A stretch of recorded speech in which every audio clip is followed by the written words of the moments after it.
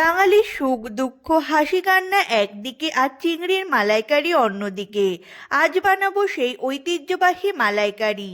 মাছ কেটে মাছের মধ্যে নুন হলুদ দিয়ে ভালো করে মেখে নিয়ে তেলের মধ্যে ভালো করে ভেজে নিতে হবে। ওই তেলের মধ্যে আরেকটু তেল দিয়ে ওর মধ্যে তেজপাতা শুকনো লঙ্কা লবঙ্গ এলাচ সাদা জিরে ফোড়ন হিসেবে দিয়ে রসুন বাটা পেঁয়াজ বাটা আদা বাটা টমেটো বাটা লঙ্কা বাটা দিয়ে সমস্ত কিছু দিয়ে পরিমাণ মতো লবণ পরিমাণ মতো হলুদের গুঁড়ো জিরার গুঁড়ো কাশ্মীরি লঙ্কার গুঁড়ো দিয়ে মশলাটাকে ভালোভাবে কষিয়ে নিতে হবে।